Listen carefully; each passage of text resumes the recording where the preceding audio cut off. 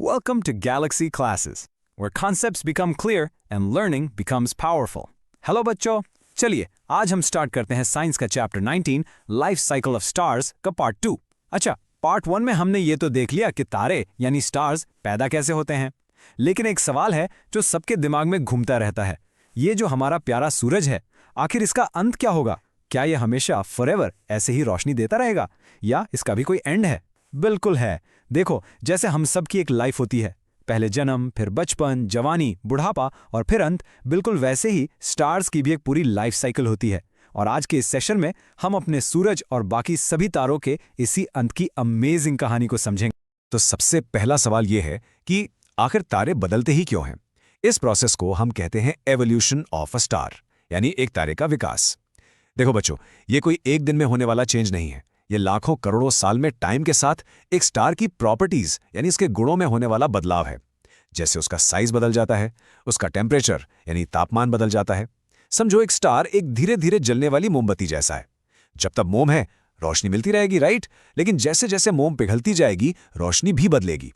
बिल्कुल वैसे ही, क्योंकि स्टार्स कंटिन्यूअसली यानी लगातार एनर्जी छोड़ते रहते हैं, रोशनी दे रहे हैं, गर्मी दे रहे हैं। इसका सीधा सा मतलब है कि उनकी अपनी एनर्जी धीरे धीरे कम हो रही है। और जब एनर्जी कम होगी तो स्टार में बदलाव आना तो नेचुरल है। अच्छा, अब ये बदलाव होता कैसे है? इसके पीछे की साइंस क्या है? स्क्रीन पर ध्यान से देखो। एक स्टार के अंदर ना उसकी पूरी लाइफ एक रस्सी खींच का खेल चलता रहता है। It's a cosmic battle. एक टीम है ग्रेविटेशनल फोर्स की, यानी गुरुत्वाकर्षण बल। ये फोर्स हर चीज को अंदर की तरफ, स्टार के सेंटर की तरफ खींचती है। ये स्टार को पिचकाना चाहती है, क्रश करना चाहती है। और दूसरी टीम है गैस प्रेशर की, यानी गैस का दबाव। ये स्टार के अंदर की जबरदस्त गर्मी से पैदा होता है और हर चीज को बाहर की तरफ धकेलता है।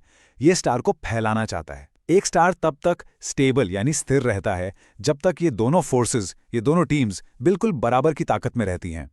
जितना फोर्स अंदर खींच रहा है, उतना ही प्रेशर बाहर धकेल रहा है। बस यही बैलेंस एक स्टार की स्टेबिलिटी का राज है। तो बच्चों, इस बैलेंस को बनाए रखने के लिए सबसे जरूरी चीज क्या है? एनर्जी। और एनर्जी कहां से आती है? फ्यूल से। देखो, गैस प्रेशर को मेंटेन करने के लिए स्टार का टेम्परेचर यानी तापमान कांस्टेंट रहना, एक जैसा रहना जरूरी है। और टेम्परेचर को कांस्टेंट रखने के लिए स्टार के कोर में, उसके सेंटर में लगातार एनर्जी बनानी पड़ती है। ये एनर्जी आती है स्टार के फ्यूल यानी उसके ईंधन को जलाने से। फॉर एग्जाम्पल, हमारे सूरज में हाइड्रोजन का फ्यूल जल रहा है। तो अब आप सोचो, क्या होगा जब गाड़ी में पेट्रोल खत्म हो जाता है? गाड़ी रुक जाती है।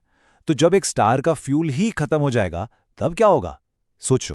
चलिए इस पूरे चेन रिएक्शन को हम आराम से स्टेप बाय स्टेप समझते हैं। स्टेप 1, जैसे ही स्टार के कोर का फ्यूल, मान लो हाइड्रोजन, खत्म हुआ, एनर्जी का बनना बंद हो जाता है। स्टेप 2, अगर एनर्जी नहीं बनेगी तो गर्मी कम हो जाएगी, यानी टेम्परेचर नीचे गिर जाएगा। और जैसे ही टेम्परेचर कम हुआ, बाहर धकेलने वाला गैस प्रेशर भी कमजोर पड़ जाएगा। स्टेप 3, अब रस्सी खींच के खेल में क्या हुआ? गैस प्रेशर की टीम कमजोर पड़ गई। इसका मतलब ग्रेविटी की टीम जीत गई। अब गुरुत्वाकर्षण बल ज्यादा ताकतवर हो जाता है और स्टार को अंदर की तरफ सिकोड़ना या कॉन्ट्रैक्ट करना शुरू कर देता है। स्टेप 4, लेकिन यहां एक ट्विस्ट है। जब आप किसी चीज को दबाते हो, कॉन्ट्रैक्ट करते हो, तो उसके सेंटर में प्रेशर और टेम्परेचर फिर से बढ़ने लगता है। कभी एक स्पंज बॉल को जोर से दबाना, वो अंदर से हल्की गर्म हो जाती है। वैसा ही कुछ यहां होता है। स्टेप 5, और जब कोर का टेम्परेचर और प्रेशर इतना ज्यादा बढ़ जाता है तो एक नया और भारी फ्यूल जलना शुरू हो जाता है, जैसे हाइड्रोजन के बाद हीलियम, और एनर्जी फिर से बननी शुरू हो जाती है। कितने अलग अलग फ्यूल्स जलेंगे, ये स्टार के मास पर डिपेंड करता है। तो अब हम ये तो समझ गए कि स्टार का फ्यूल खत्म होने पर क्या होता है, लेकिन उसका फाइनल अंत क्या होगा? वो आखिर में बनेगा क्या? ये सब सिर्फ एक चीज पर डिपेंड करता है, उसका इनिशियल मास, यानी जन्म के समय उसका वजन कितना था। स्टार का मास ही उसकी डेस्टिनी यानी किस्मत तय करता है। और बच्चों, ये एग्जामिनर का फेवरेट क्वेश्चन है। इस बेसिस पर हम स्टार्स को 3 अलग अलग ग्रुप्स में बांट सकते हैं और हर ग्रुप के स्टार्स का अंत एक जैसा ही होता है। तो चलिए इन तीनों अंत को, इन 3 फेट्स को एक एक करके डिटेल में समझते हैं। पहला रास्ता, पाथ नंबर 1, उन तारों का है जिनका इनिशियल मास यानी शुरुआती वजन हमारे सूरज के मास से 8 गुना से कम होता है। इसको हम लिखते हैं m is less than 8m सन।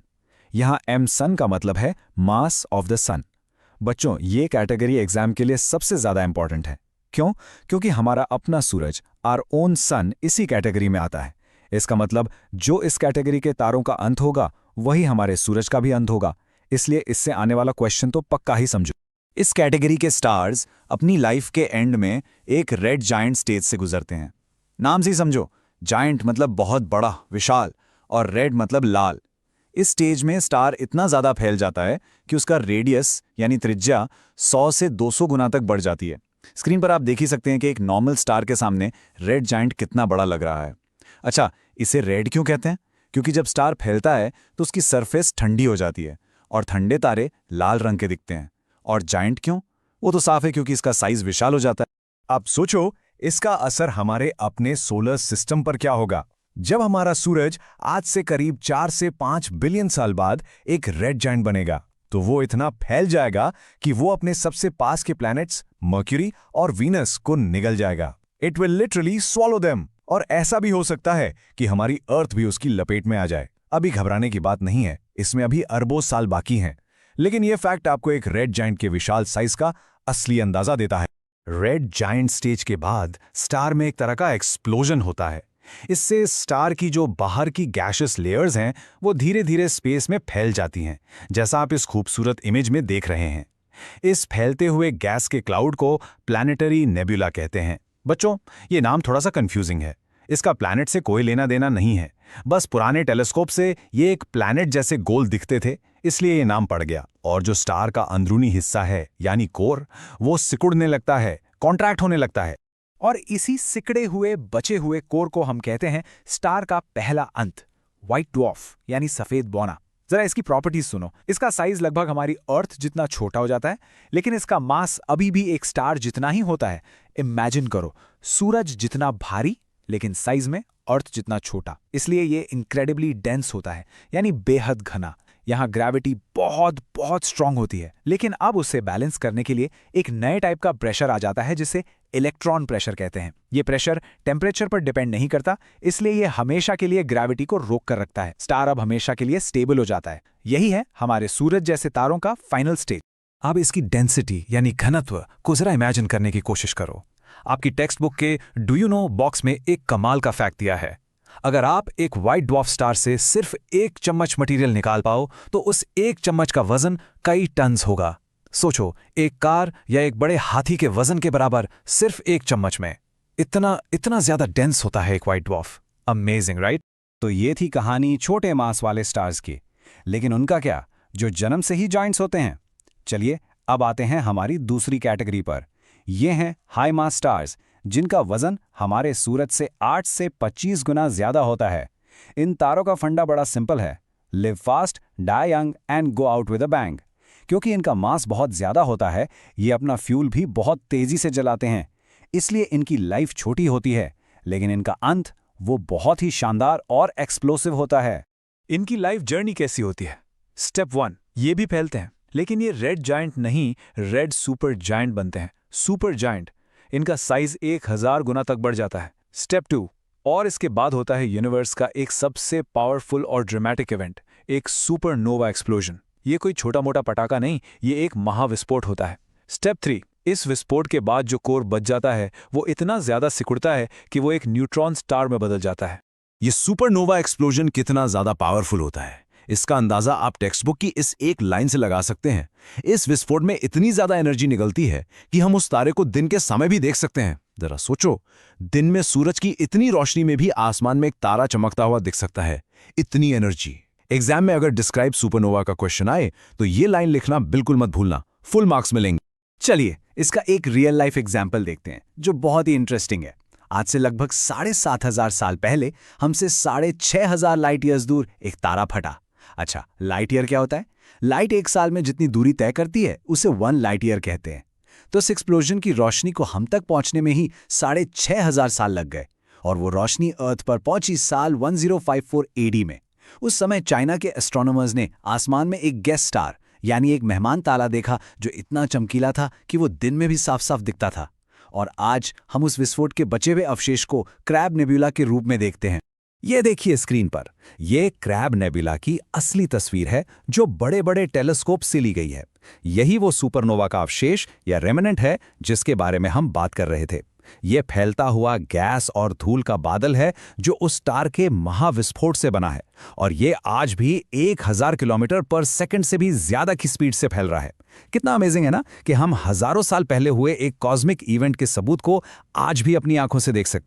अच्छा, अब उस कोर का क्या हुआ जो सुपरनोवा के बाद बच गया था? वो बन गया एक न्यूट्रॉन स्टार। इसका साइज सुनोगे तो हैरान हो जाओगे, सिर्फ 10 किलोमीटर, मतलब एक छोटे से शहर जितना। लेकिन इसका मास सूरज से भी ज्यादा हो सकता है। यहां ग्रेविटी इतनी ज्यादा पावरफुल है कि वो एटम्स के अंदर इलेक्ट्रॉन्स और प्रोटॉन्स को भी पिचका कर एक कर देती है, और सिर्फ न्यूट्रॉन्स बचते हैं। अब इन न्यूट्रॉन्स को और नहीं दबाया जा सकता। इससे जो प्रेशर बनता है उसे कहते हैं न्यूट्रॉन प्रेशर, और ये इलेक्ट्रॉन प्रेशर से भी कई गुना ज्यादा स्ट्रांग होता है। अगर आपको व्हाइट ड्वार्फ की डेंसिटी वाव लगी थी तो न्यूट्रॉन स्टार के बारे में सुनकर आपके होश ही उड़ जाएंगे। टेक्स्ट बुक के डू यू नो बॉक्स का दूसरा फैक्ट कहता है कि अगर आप एक न्यूट्रॉन स्टार से सिर्फ 1 चम्मच मटेरियल निकालें तो उसका वजन, उस 1 चम्मच का वजन हमारी पूरी अर्थ पर मौजूद सभी जीव जंतुओं, इंसानों, पेड़ पौधों यानी ऑल लिविंग बीइंग्स के टोटल वजन के बराबर होगा। Can you even imagine that? Unbelievable density. तो बच्चों, अब आते हैं हमारे तीसरे और आखिरी रास्ते पर। ये उन सबसे विशाल, सबसे मैसिव तारों का अंत है जिनका मास हमारे सूरज से 25 गुना से भी ज्यादा होता है। इन तारों के लिए ग्रेविटी ही अल्टीमेट विनर है। यहां कोई भी प्रेशर, कोई भी फोर्स ग्रेविटी के सामने टिक नहीं पाती। Gravity is the final boss here. ये सुपर मैसिव तारे भी सुपरनोवा एक्सप्लोजन से गुजरते हैं, लेकिन इनका कोर इतना ज्यादा भारी होता है कि न्यूट्रॉन प्रेशर भी उसे संभाल नहीं पाता। कोर हमेशा के लिए सिकुड़ता चला जाता है। It continues contracting for ever and ever. जैसे जैसे ये छोटा होता जाता है, इसकी डेंसिटी और इसकी ग्रेविटेशनल फोर्स अनंत यानी इन्फिनिट हो जाती है। इसकी ग्रेविटी इतनी ज्यादा हो जाती है कि टेक्स्ट बुक की ये लाइन देखिए, nothing can come out of them, not even light. कुछ भी इससे बाहर नहीं आ सकता, यहां तक कि रोशनी भी नहीं। और इसी एंड को, इसी फाइनल स्टेज को हम कहते हैं ब्लैक होल यानी कृष्ण विवर। यहां ग्रेविटी ने कोर को एक पॉइंट ऑफ इन्फिनिट डेंसिटी में क्रश कर दिया है। क्योंकि इससे लाइट भी बाहर नहीं आ सकती, इसलिए हम इसे डायरेक्ट नहीं देख सकते। ये काला दिखता है। स्क्रीन पर इन इमेजेस में देखिए, हम ब्लैक होल को नहीं बल्कि उसके आसपास जो गैस और तारे हैं उन्हें देखते हैं जिन्हें वो अपनी तरफ खींच रहा होता है। इसी असर से हमें उसकी मौजूदगी का पता चलता है। इसके पास आने वाली हर चीज को, गैस, डस्ट, प्लैनेट्स, यहां तक कि दूसरे स्टार्स को भी ये अपने अंदर खींच लेता है। द स्टूडेंट्स, हमने तारों के अंत के तीनों रास्ते, तीनों फेट्स को डिटेल में समझ लिया। चलिए अब एक क्विक रिकैप करते हैं। अब बिल्कुल फोकस करना, क्योंकि ये हिस्सा आपके एग्जाम से पहले क्विक रिवीजन के लिए सबसे ज्यादा इंपॉर्टेंट है। स्क्रीन पर ये टेबल देखिए, ये आपकी टेक्स्ट बुक से ही लिया गया है और इसे आपके दिमाग में छप जाना चाहिए। बिल्कुल सिंपल है। फर्स्ट रो, अगर स्टार का इनिशियल मास सूरज के मास से 8 गुना से कम है, यानी लेस देन 8 m सन, तो उसका एंड स्टेज होगा व्हाइट ड्वार्फ। सिंपल, ये हमारे सूरज का फ्यूचर है। सेकंड रो, अगर मास 8 से 25 गुना के बीच में है तो अंत होगा एक न्यूट्रॉन स्टार जो सुपरनोवा के बाद बनता है। एंड थर्ड रो, और अगर मास 25 गुना से भी ज्यादा है यानी ग्रेटर देन 25 m सन, तो अंत में बनेगा एक ब्लैक होल। बस ये 3 पॉइंट्स और आपके फुल मार्क्स पक। और आखिर में ये हैं कुछ गारंटीड एग्जाम क्वेश्चंस जो इस टॉपिक से बन सकते हैं। इन्हें जरूर नोट कर लीजिए। पहला, इन सब की डेफिनेशन जरूर याद करें। Red giant, supernova, white dwarf, neutron star और ब्लैक होल। दूसरा क्वेश्चन, ग्रेविटी और गैस प्रेशर के बीच की बैटल को एक्सप्लेन करना, वही रस्सी खींच वाला एग्जाम्पल देकर। तीसरा, एक स्टार का एवोल्यूशन उसके मास पर क्यों डिपेंड करता है। चौथा, व्हाइट ड्वार्फ और न्यूट्रॉन स्टार के बीच का डिफरेंस, खास करके उनकी डेंसिटी का। और पांचवा, 1054 AD के सुपरनोवा इवेंट को डिस्क्राइब करना, जिसमें गेस्ट स्टार वाली बात आएगी। इन पॉइंट्स को अच्छे से तैयार कर लीजिए। आई होप आपको ये पूरा टॉपिक अच्छे से क्लियर हो गया होगा। इस टॉपिक को अच्छे से रिवाइज कीजिए और अगर कोई भी डाउट हो तो नीचे कमेंट सेक्शन में जरूर पूछिए। हम आपके हर सवाल का जवाब देंगे। This lesson was brought to you by Galaxy Classes, created only for study and concept clarity. Like, share, subscribe and press the bell icon for further notifications.